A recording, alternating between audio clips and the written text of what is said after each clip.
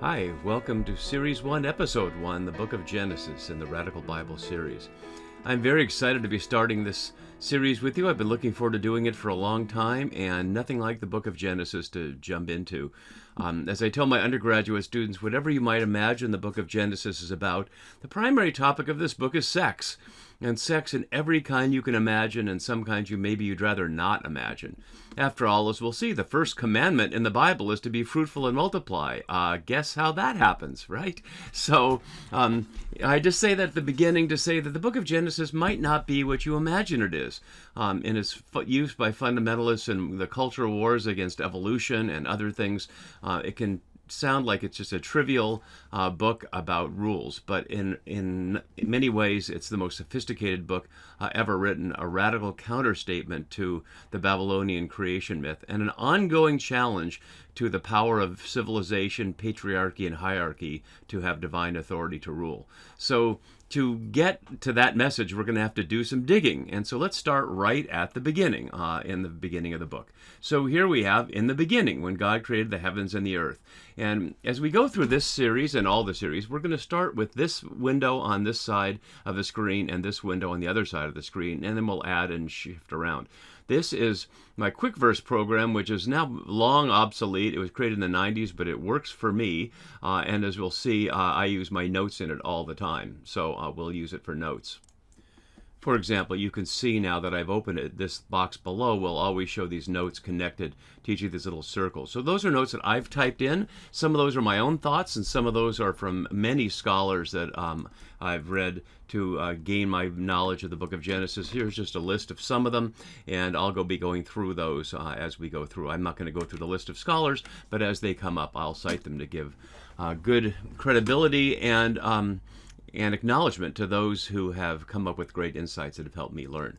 So when we look at this, and here's the Hebrew, this is Bible Hub, which I encourage you to use to follow along if you don't have a Hebrew copy of Genesis. And if you can't read Hebrew, don't worry. I expect you probably can't. But as you'll see here, this is what it does. Here's the Hebrew. And here's transliterated English. So even if you can't read this, which goes right to left, you can read this, Ha-Shemayim. And this little number is the Strong's number, and we'll look at those as we go. So Hebrew going right to left, and of course from top to bottom, the same as the English. So is this the Bible? No, this is the New Revised Standard, a translation used originally by Protestants and now often by Catholics as well in modern English. How about this? This is the King James Version. Is this the Bible? If we were to compare it in detail, we'd see some differences. And next session, when we get to Genesis 1, verses 1 to 2, we'll look at a lot of translation comparisons. But this uses language like firmament, and if we were to go on further, it uses language like thee and thou. Is that the Bible? Well, for many, it is. And if you go online and you search for King James Bible, you'll find many people passionately arguing that this is the Bible and any other translations are not. The simple fact is that's obviously wrong and unarguably wrong. The King James Bible was a translation into English ordered by King James of England, and it was produced in 1611. So whenever we think Genesis was written in its original Hebrew, it was long before 1611. And of course, the King's English in the early 17th century is very different than the English spoken, whether in England or in the United States or other English-speaking countries today, which is why we have multiple translations, as we'll see next time. So it's going to be really important that we explore some of the original Hebrew. In addition to that, the Hebrew Bible is translated into Greek in a form known as a Septuagint. I won't get into that now, but we'll play that out a little bit later. So one of the things we have to recognize is Genesis is not this. This is a screen put on it, and if we want to get to the text, we have to get behind the screen. We also have to acknowledge it's not that somewhere back in Jerusalem or somewhere else is the original. If you want to know a little more about that, look at Series 0, Episode 1 in this Radical Bible program, where I go over some preliminary notions about the approach I'm making to this entire series.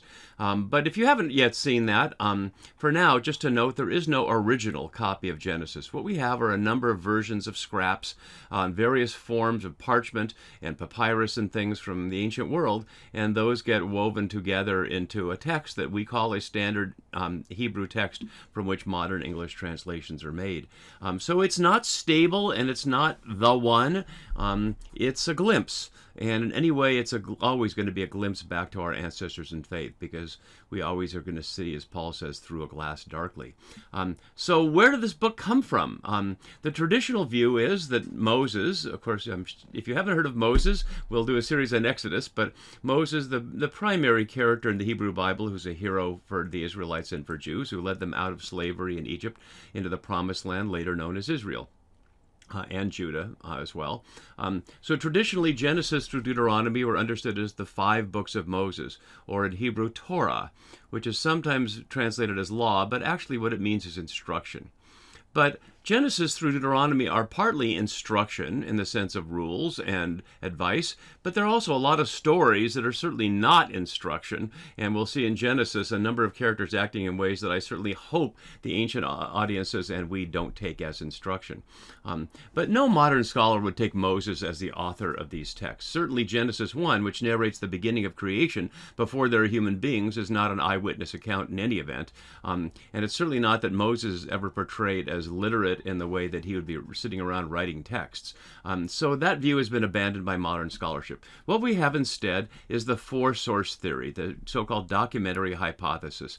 And the original author of that is a guy named Julius Wellhausen, a German scholar. And I'm not going to get you into the depths of this, but we have to understand this a little bit, because even if you just have like a physical study Bible, like the Catholic Study Bible or the Oxford Study Bible or the HarperCollins Study Bible, all of which have footnotes and articles by solid scholars that can help you. They will be often referring to texts as J text or E text or P text. And if you don't know what that is, you may be confused. The reality is there is no such thing as a J text, an E text, a P text, or a D text. These are just scholarly categories that scholars have invented to deal with the fact that this problem. There are apparent inconsistencies and contradictions of language, plot, and characterization within the text of Genesis. And I won't show you that now. We'll see that as we go. So the idea is that Wellhausen came up with, and others have worked on over the last 2 centuries or so, is to imagine multiple authors and editors, each writing in their own times and context for their own purposes. So this is before copyright, and of course before there was something called Genesis that was in something else called the Bible. That rather we just had ancient literate authors writing down stories and other people picking up their stories and deciding, do I want to change it? Do I want to add to it? Do I want to add another story? Do I want to leave this one out? The role of editing and writing. So here's the oldest, the thesis, that the oldest traditions are oral from unknown times. The challenge of that kind of thesis is it's impossible to prove. How can you prove oral traditions? They leave no trace. The people are dead, and the very nature of their being oral means there's no physical evidence of them. So that's possible, but we just can't possibly know. Then the idea that the oldest written strand is so-called Yahwist, and that's because these writers were German. And so J, pronounced like Yah, for Yahwist, they spelled it with a J, is to say an author who used the name Yahweh regularly. So as we'll see in the New Revised Standard, for example, if I search for Lord, we'll see Lord in all caps like that, and that's where the Hebrew text has Yahweh. So the argument is the texts that have Yahweh are supposedly from the 10th century BCE Solomonic Enlightenment in Jerusalem. As we'll see, and especially in the series on the monarchy, series number 3 that we're doing so far on the books of Samuel, the notion of a 10th century Solomonic Enlightenment has been utterly demolished by scholarship since Wellhausen's view. Wellhausen was writing out of a German progressivist view that saw German culture and European culture in general as superior to indigenous or certainly of people of color culture. You know, those German scholars are almost all openly, or at least implicitly, anti-Jewish, seeing Judaism as a primitive remnant replaced by Christianity, and seeing Christianity embodied in the Aryan cultures of Northern Europe. So it is not at all surprising that they would see that these texts would have been composed by people like them, people highly educated, living in a stratified society who would have the leisure and luxury to compose stories. But all the evidence is that even if there was a Solomonic Empire in the 10th century, which many scholars would argue there was not, it was certainly not a time of general enlightenment, but a time when a tiny percentage of the elite would have been literate and very few others. So that's unlikely as a source, but there certainly is a Yahwist thread in the sense there are texts that use the Hebrew Yahweh for God, and where they portray Yahweh as immediate, engaged, and emotional, as opposed to, we'll see, the priestly God who is distant and beyond. So the question isn't whether there's a Yahweh strand. The question is, when did the Yahwehs write? And as we'll see, my argument is that both the Yahwehs and priestly strands are from exile, but we'll come back to that in more detail in just a moment. Another strand in Genesis, which isn't as important, but we'll come across, is so-called Elohist. So as we'll explore the history, when the united empire of Judah and Israel split up in the 9th century after the rebellion against Solomon's son Rehoboam by the Israelite leader Jeroboam, who led the Israelites north into a separate kingdom, some of the stories that they had shared, supposedly in this time of Solomonic enlightenment, got modified by the North over against the Y versions, the J versions rather, to provide a northern perspective, a more decentralized perspective, a less Jerusalem-centered perspective. We'll get to that more later. More important now is a supposed priestly strand, which scholars do agree comes from the exilic period in the 6th century. So this would be by people exiled from Jerusalem by the Babylonians and then writing a story from there. And characteristic is the use of the Hebrew Elohim rather than Yahweh for the name of God, and that God is transcendent and in control as opposed to emotional and jealous and hands-on. So that's the theory. But as I've said, there's challenges with this theory. And one of the challenges is when we line up the Babylonian creation story, Enuma Elish, and the book of Genesis, whether that's for texts that are supposedly priestly texts from the exile or Yahweh's texts that are supposedly from centuries earlier, they line up pretty well as narrative and counter-narrative. So we'll look at all these details of this later. I'm not going to walk through this all now. You can print the screen or press pause anytime if you want to stay on one of these charts that I'm not going to stay on in the video.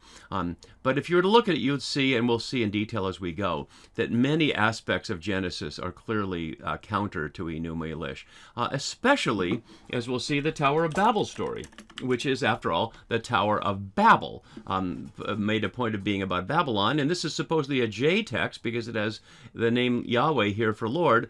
But if it's a J text, why would it criticize Babel? What did Babylon have to do with Jerusalem in the 10th century? It was nothing at that time.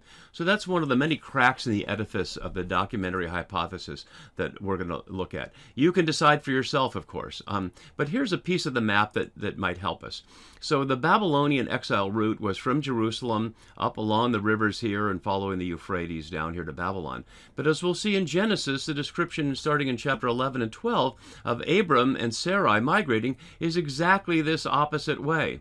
His father goes up here to Haran, Abram's father, and then they come down here to the land of Canaan. So in other words, it narrates a journey out of Babylon into this land. Very fitting for a group of people who are imagining leaving exile behind. So that's a theory, and we'll see more about that as we go. Something about the nature of this story. So let's just look at sort of like a table of contents here. So the first 11 chapters that we call the primeval history.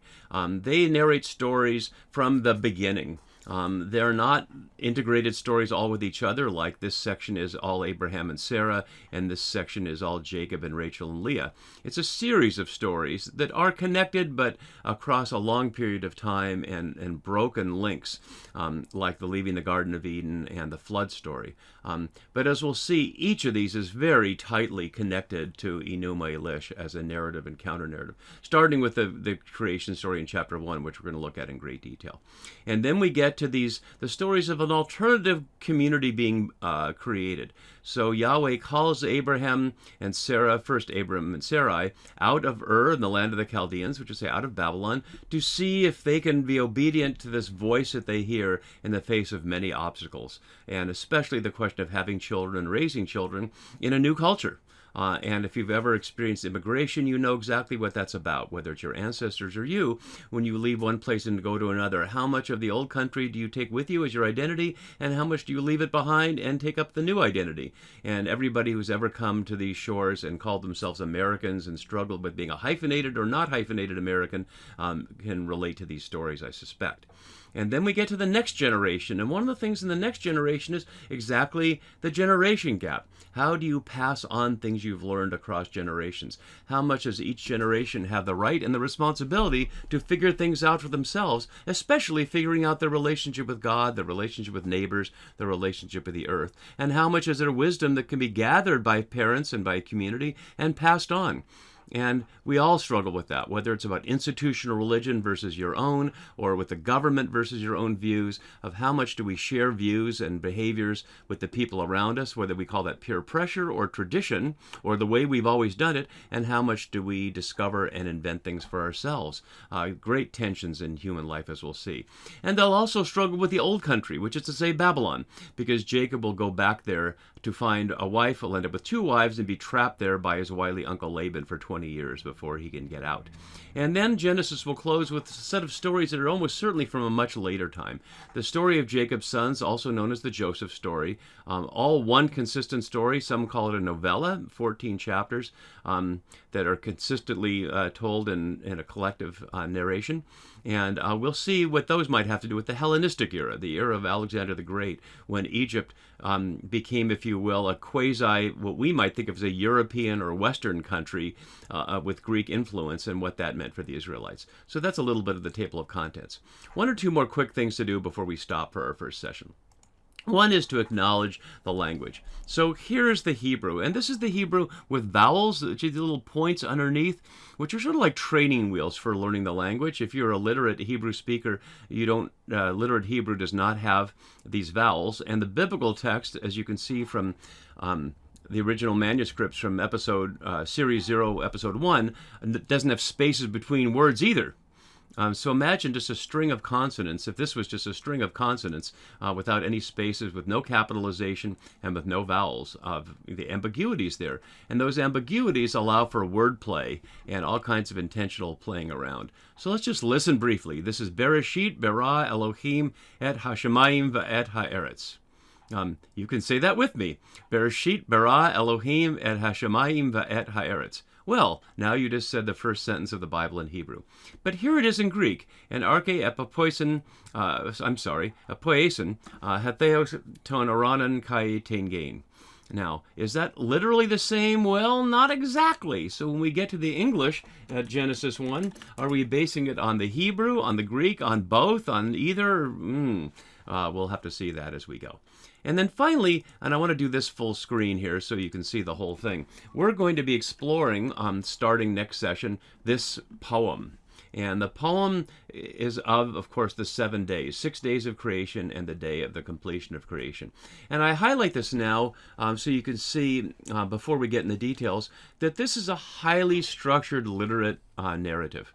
This is not something that some ignorant person just scribbled down. It's not something that makes people look ignorant in the face of modern science or can be dismissed as the writings of primitives. These are by sophisticated people who were trained in the technologies of their time of writing, and in Babylon, almost certainly with mathematics and geometry, which the Babylonians invented for the Western world. And so they were sophisticated as one could be, questioning the very nature of the sophistication of Babylon.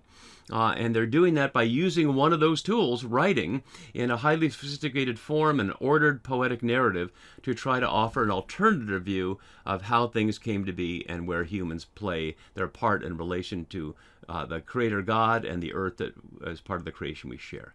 So that's an overview, and if that's a lot, well, that's not a bad thing, because I'm hoping we're going to cover a lot of ground here. But the good news about a video is you can always pause it, stop it, watch it whatever speed you like, unlike in the classroom where students often are left with, could you say that again, please? And, well, no, I can't. But here we can do that. So I hope you enjoyed this first session, and I look forward to continuing on with you into Genesis 1, verses 1 and 2. See you next time. Bye-bye.